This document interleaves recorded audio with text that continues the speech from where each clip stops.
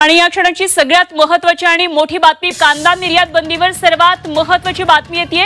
कांदा निर्यात बंदीवर पुनर्विचार होण्याची आता शक्यता आहे। चालू आठवड्यात कांदा निर्यात बंदीवर मोठा निर्णय होण्याची शक्यता आहे। यासाठी सगळ्यात महत्त्वाची बातमी आहे, कांदा निर्यात बंदीवर पुनर्विचार होण्याची शक्यता आहे। तर चालू आठवड्यामध्ये कांदा निर्यात बंदीवर या संदर्भात मोठा निर्णय येण्याची अपेक्षा आहे। सहकारी संस्थांच्या माध्यमातून निर्यातीला परवानगी मिळण्याची शक्यता वर्तवण्यात येते। या क्षणाची सगळ्यात महत्त्वाची आणि मोठी बातमी आहे, कांद्याच्या निर्यात बंदीवर चालू आठवड्यामध्ये पुनर्विचार होण्याची शक्यता आहे। सध्या कांद्यावर निर्यात बंदी आहे, त्यामुळे शेतकरी, कांदा उत्पादक शेतकरी संकटात आहेत। वेगवेगळ्या प्रकारे सरकारला विनंती करण्यात येते, संप सुद्धा झाला आणि आता सहकारी संस्थांच्या माध्यमातून निर्यातीला परवानगी मिळण्याची शक्यता आहे।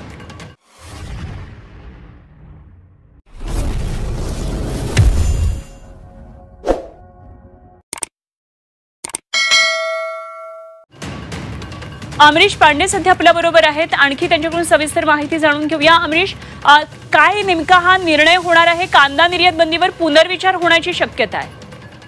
देखिए, घरेलू बाजार में जब कीमतें प्याज की बहुत ज्यादा बढ़ गई थी, तब सरकार ने एक्सपोर्ट पर प्रतिबंध लगा दिया था।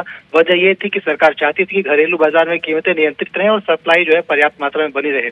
अब जबकि खरीफ की फसल आना शुरू हो चुकी है, बाजार में जो नई प्याज की फसल है वो बड़ी मात्रा में आ रही है। अगर हम मंडियों की बात करते हैं तो रोजाना लगभग 15,000 क्विंटल तक प्याज सप्लाई हो रही है। साथ साथ सरकार ने जो बफर स्टॉक बनाया था उससे भी सरकार लगातार जारी कर रही है। तो घरेलू बाजार में कीमतें कम हो गई हैं। अब चूंकि नई फसल आ रही है और उस फसल को बहुत दिन तक स्टोर नहीं किया जा सकता, लिहाजा सरकार एक्सपोर्ट को खोलने पर विचार कर रही है। और इसी हफ्ते ये महत्वपूर्ण बैठक होगी, जिसमें कि उपभोक्ता मामले मंत्रालय, कोऑपरेटिव मामले मंत्रालय, इसके अलावा बाकी जो अन्य स्टेक होल्डर्स हैं, एपीएमसीज हैं, वो शामिल होंगे। इसके अलावा महाराष्ट्र सरकार के प्रतिनिधि शामिल होंगे, क्योंकि सबसे बड़ी जो बात रखी थी इस मुद्दे पर वो महाराष्ट्र सरकार नहीं रखी थी। तो महाराष्ट्र सरकार के प्रतिनिधि शामिल होंगे और उनसे बातचीत के बाद सरकार इस व्यवस्था को खोल सकती है। जो जानकारी हमारे पास है उसके अनुसार कोऑपरेटिव्स के जरिए एक्सपोर्ट सरकार खोल सकती है, यानी कि किसानों से कोऑपरेटिव मंत्रालय जो है वो किसान प्याज खरीदेगा और उसके बाद कोऑपरेटिव के जरिए ही वो एक्सपोर्ट होगा, यानी कि किसानों को पूरा दाम मिलेगा।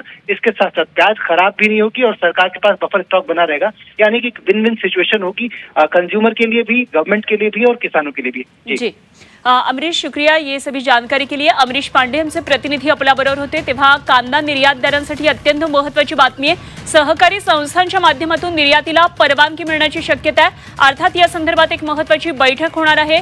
महाराष्ट्राने या संदर्भात मोठी भूमिका मांडलेली होती। गेल्या 10 दिवसात खरीपाच्या कांद्याची मोठी आवक वाढलेली आहे। दररोज 15,000 क्विंटल कांद्याची आवक होतीये। तसंच देशांतर्गत सुद्धा आता दर कांद्याचे उतरलेले, त्यामुळे हा महत्त्वपूर्ण निर्णय लवकरच येण्याची शक्यता आहे। कांदा उत्पादकांना पुढच्या आठवड्यामध्ये दिलासा मिळणार आहे। प्रति क्विंटल अनुदान देण्यासंदर्भात सध्या चर्चा सुरू आहे।